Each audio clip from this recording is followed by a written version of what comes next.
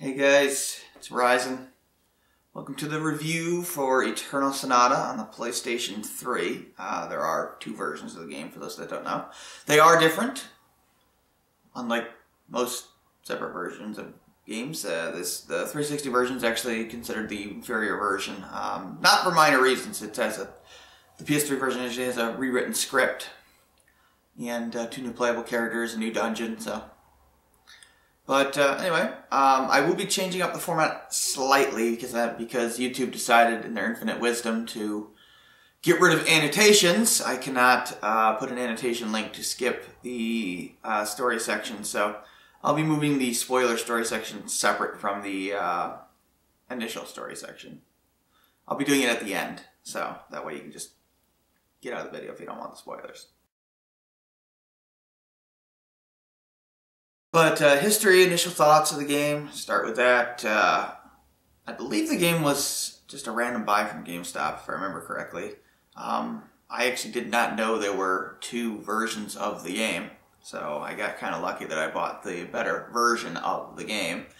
So, got lucky there. I actually didn't see the 360 version until like a couple years later, randomly at a GameStop, maybe a year later, but... It has a different cover art, too, on the 360 version. Actually, I think the 360 version has the better cover art, which is kind of sad, but... Anyway, initially, I liked the game because the battle mechanics were interesting. They evolved throughout the game, so... And the plot's premise is very interesting, so... It was cool in the first playthrough. Alright, move on to the graphics here. Still looks pretty good today because of the anime art style. It has aged better than it would if it was a realistic style. If you look at, initial 3D games like FF7 has aged poorly, or more realistic graphic styles have also aged quite poorly. But games that use, cell shading or some sort of anime style still look good. Like Tales of Vesperia still looks good today. Yeah, I mean, the areas are well designed. The character artwork is good. The animations all look good, so everything looks pretty fluid.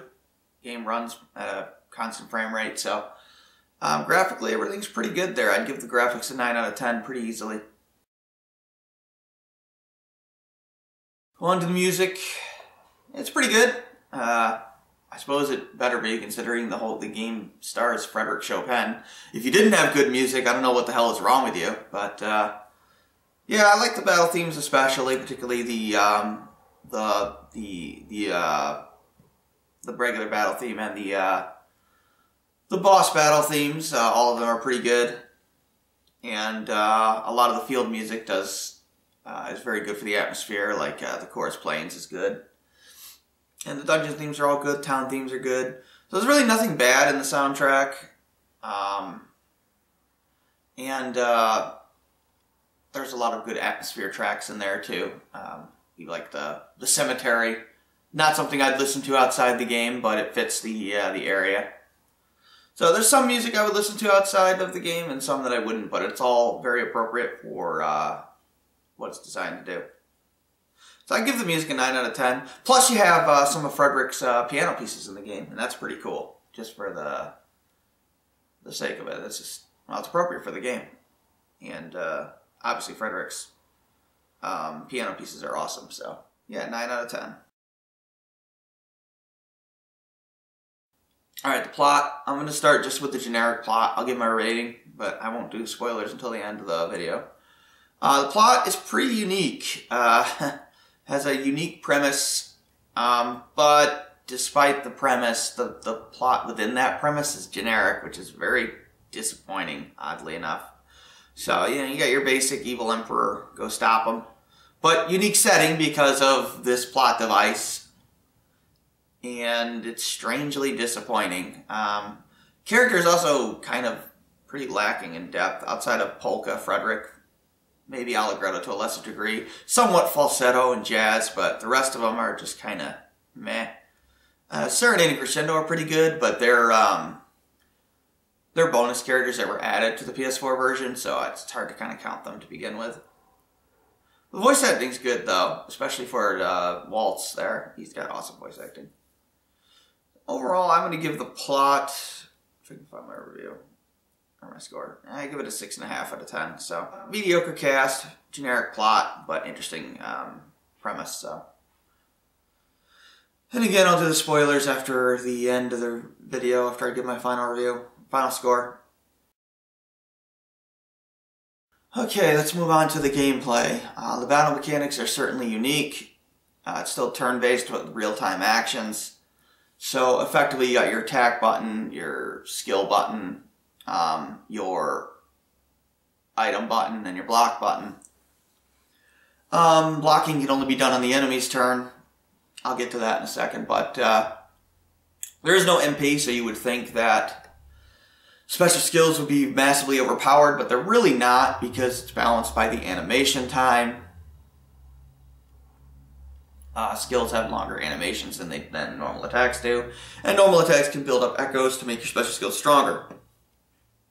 But there are some, special skills like Fire Blast from Beat there that have a short animation time. They're worth spamming, and if you experiment, you can get rewarded with that. Yeah, you can use items to heal their or revive or do other things and buff and stuff. Buffs aren't too great in the game, unfortunately. Neither are debuffs, really. They're okay. They're not. I've seen worse, but they could be better. Poisoning an enemy can be pretty useful. Poisoning a boss can be pretty useful for you. As can inflicting stop. Crowd control stuff can be pretty good against bosses, but actual stat debuffs somewhat useful, but not immensely, so not as much as it should be. You would think that the lack of MP would make healing skills useless, but overly useful, but not really. I mean, items tend to heal more, but you can only do them with time on the clock, whereas special skills you can do as long as you are in an animation. Even if you're at 0 seconds, you can still do a skill. So that's sort of how they balance healing between items and skills. Plus, you can only equip a limited number of items as well. The battle mechanics do evolve throughout the game to keep things fresh. You got your party levels. They go up after you defeat certain bosses. So, you don't start with the ability to use echoes, but you do eventually get that ability at party level 2. Initially, at party level 1, you start with, I think it's infinite tactical time. So as long as you're not moving, your action time doesn't go down. But as soon as you start moving, your action time will go down. But when you stop, it'll stop going down. So, you can take your time to plan things. But then when you get to party level 2, once you start moving, that's it. It'll go down, and there is no stopping it. And you'll get 5 seconds of tactical time, I think. Yeah, so, as it goes, you need to think faster. And but at the same time, you get things to your advantage, like the ecosystem to build up your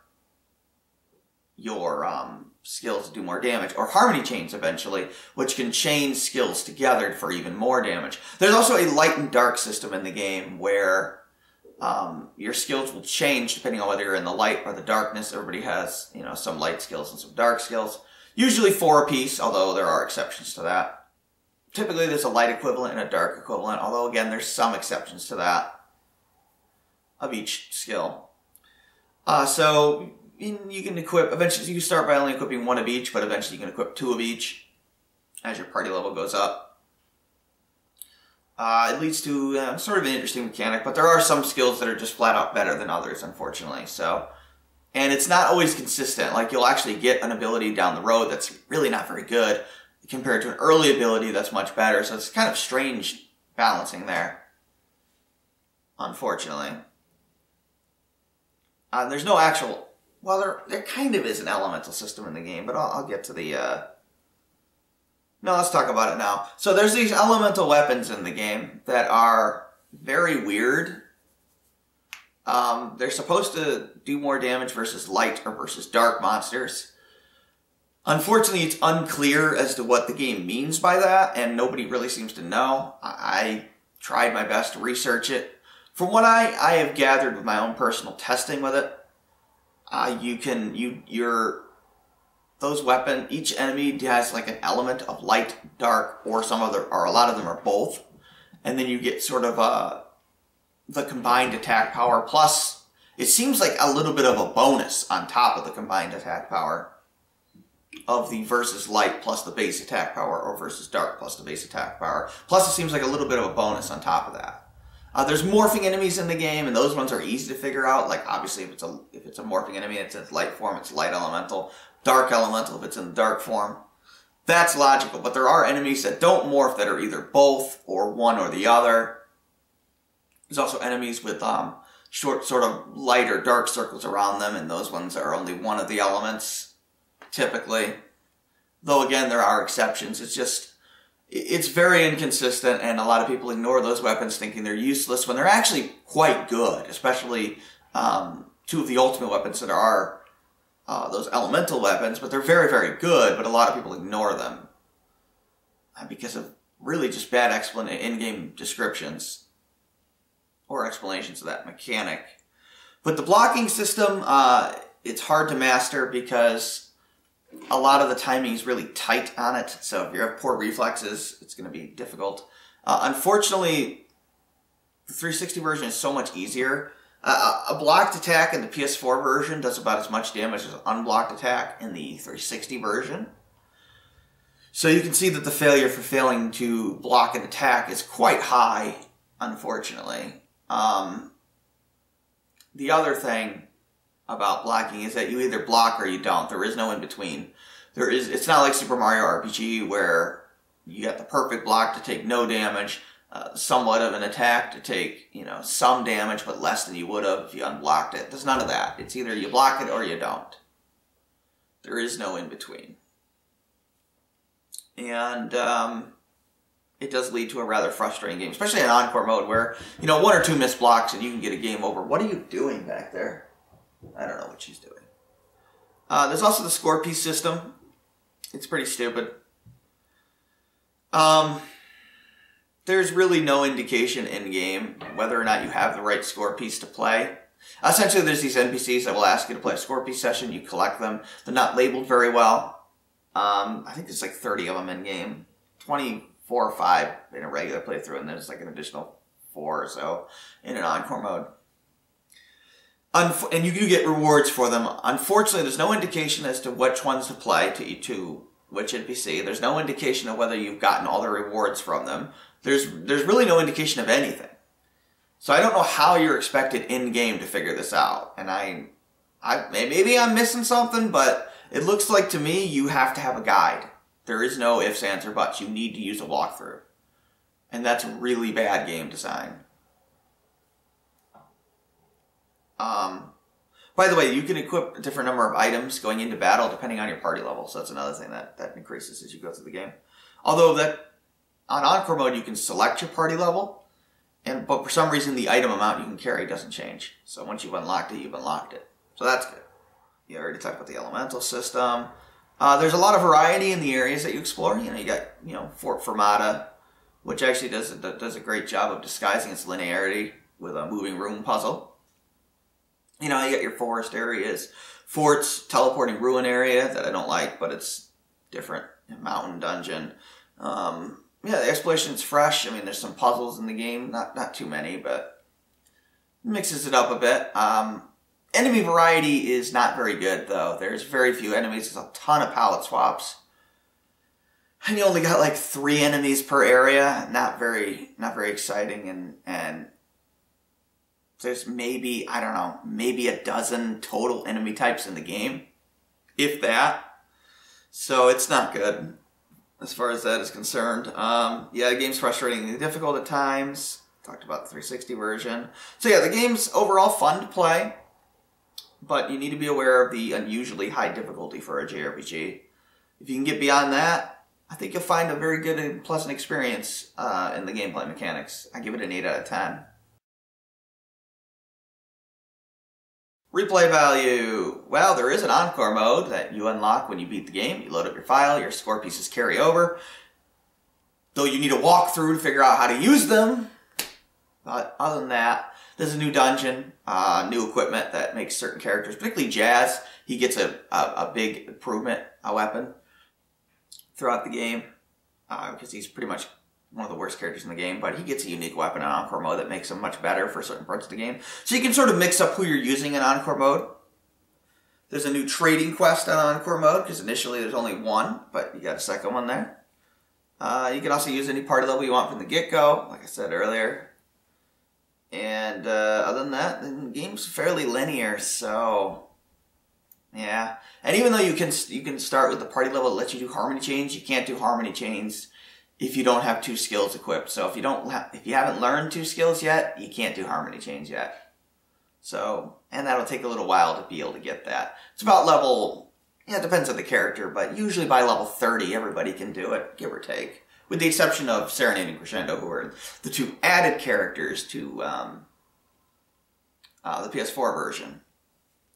But they only have 4 skills apiece, unfortunately. The only real customization is your equipment, and it's even harder on Encore mode, so yeah. And there is a 4th battle with a certain repeat boss fight that's even harder, but it gives you another unique accessory to Encore mode, so you know, I'm going to give it a 6 out of 10 because there is the second playthrough that you can do and there is different stuff in it, but not so much. I mean, technically there's a 3rd playthrough that lets you get an item that is replaced in Encore mode so that you can get a full 100%, but there's really no point to doing a 3rd playthrough because the accessory you missed out on the 2nd playthrough is not very good anyway. So yeah, I give the replay value a 6 out of 10. Fun factor. Core mechanics are fun to explore. So many party members. You're bound to find someone you like. I think there's 12 party members. I might be miscounting, but there's a lot. Multiplayer option in the game adds to the experience, so you can give somebody else a controller for another character. You can actually play with there's 3 party members, you can have theoretically 3 characters, so you do gotta work together though. And you share the same inventory, so that is something to be aware of. But it is fun to have the option. And the core game is enjoyable if you can just get beyond the difficulty, so I'd give that a 7 out of 10. And my overall score and recommendation, yeah, I'd recommend it to a JRPG fan, but it's definitely not something you want to have as your first JRPG. Mainly because the game is just really difficult, but it has a unique premise. Even if the plot itself is generic and the characters aren't that well developed. But the gameplay mechanics are like no other game I've played, and they change throughout the game in a very well effective manner. It's, you know, essentially it's tutorializing you without expressly stating it. It's very well done. So I'd give it an 8 out of 10 for an overall score. And at least for the PS4 version, I do recommend the PS4 version, but the 360 version is perfectly functional. If you'd like an easier experience, just be aware that the plot is not as good in the 360 version. Yeah, it's pretty generic in the PS4 version too, but it's still worse in the 360 version. They made some much needed changes to the script in the PS4 version. So 8 out of 10. I think it's a pretty good game. I think it's a fairly good game actually. So now I'm going to be moving on to the spoiler section for the story. So if you want, you just click off the video now. I'll give you a few seconds to click off. Okay, so the plot deals with Frederick Francois Chopin being on his deathbed, and as a result, he has created a dream world in his head, and the whole theme of the game revolves around whether or not that dream is effectively as real as the real world or not. Unfortunately, the plot within that dream is not great. You have Waltz, the bad guy. He's the bad guy because he's the bad guy. I mean, he doesn't really have much motivation. He wants to turn his soldiers or his people into soldiers that are magic soldiers. Unfortunately, magic in the game you can only use if you're dying or you're terminally ill for whatever reason. And so he's giving his people a medicine that's actually a poison. That plan already has holes in it because, okay, he creates an army of super soldiers. And if he does that, then what happens when all his army dies? Yeah, he's really not thinking this thing through. Anyway, he needs to get a glowing agogo to sort of make it more potent, but it doesn't say that it doesn't stop them from dying, so it's really confusing as to what exactly he thinks he's going to accomplish with this army of dying soldiers, so his plan doesn't make much sense. None of the other villains are really good at all. Waltz is, I think, a good villain, even though his plan is a bit stupid, because his voice acting is so good, he hams it up, and he's around. He's constantly around. You know, there's a lot of scenes of him talking and ordering people around. and just overall being a dick. But the other villains, you know, Tuba, Fugue, Rondo, they're pretty terrible. They really do nothing. Tuba basically does nothing. He dies pretty early on. Fugue has a very good introduction, excellent voice acting, but really does nothing in the grand scheme of things. And neither does Rondo, really. I mean, Rondo does have that one scene with Claves, but other than that, she just doesn't really do anything as a character. Legato actually has relevance, which is a nice surprise with the twist, because he always comes across as a coward who's not really that relevant, because he gets his little transformation at the end. Now here's where there's really a major change in the 360 version. I believe this also affects Fugue. I believe Fugue just like disappeared in the 360 version after you fought him the second time, or the first real fight with him, which was bizarre. But the PS4 version addresses that by having another fight with him where his story ends. But Legato in the 360 version, I believe when you fight Waltz, he just dies, and you lose that villain in the game for no reason whatsoever. And Legato drinks the full power mineral powder on his own, turns into the giant monster, and then goes off to do... I have no idea, actually, because I don't think it's explained in that version. I don't know why Legato goes off to the afterlife on his own. Because that's where they go to, like, the... I guess it's kind of like an afterlife town. It's a really cool area. And then I don't know what Legato is planning. So, I don't know. At least when Waltz makes him drink it in the PS4 version, he's loyal to Legato. I mean, Legato's loyal to him and doesn't want to do it, but he does it anyway. Because it doesn't make sense that Legato would do that on his own. He'd more likely just surrender. So, I don't know. But, you know, he kind of becomes like a lapdog, like almost literally to Waltz, which is appropriate for his character. And then Waltz wants to use him to basically blow everything up, because if he can't control everything, he'd rather blow it up, basically. So it makes a lot more sense than it does in the original version. Although, he was going to use his power initially to take over, and if that doesn't work, well, just nuke the world, basically. So, you know, it's logical. Plus, it keeps Waltz around as the main villain, which is good, because he should be the main villain. He's been around the longest. That's a much-needed fix to the script. Let's see. You got the weird final boss fight with Frederick.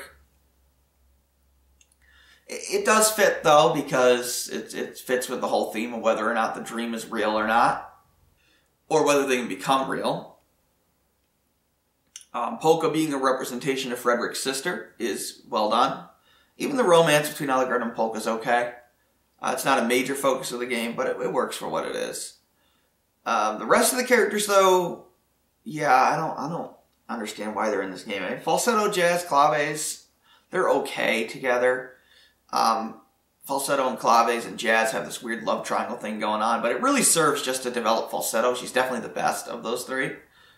So, I mean, Jazz has a little bit of development here and there. He's okay. Claves is really just a plot device, so... But that's fine. I mean, she gets killed off relatively early anyway. Viola's also thrown into that love triangle for really no reason, just one time, and then it's like never addressed again, so I don't understand that. She also has a little mascot character that doesn't serve any purpose in Arco.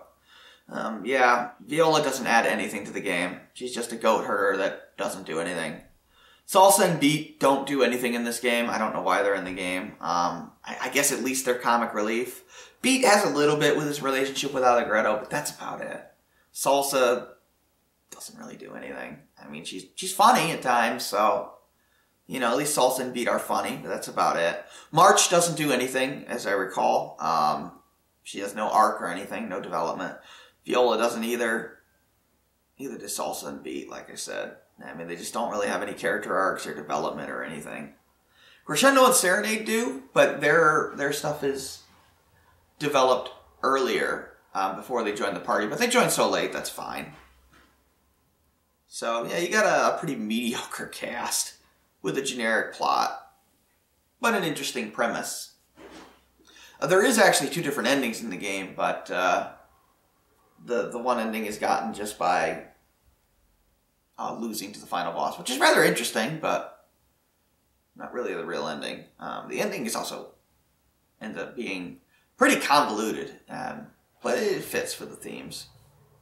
So, like I said, it's a 6.5 out of 10 for the plot. Okay, so that's it for the Eternal Sonata PS4 review. Hopefully it was informative, and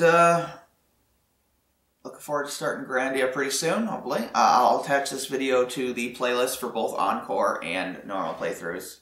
There's really nothing, there's no like extra plot or anything in Encore mode, so I guess there's a couple of scenes in that new optional dungeon, but not really, nothing really relevant. Okay, thanks for watching, and I'll see you on the next series. Take care.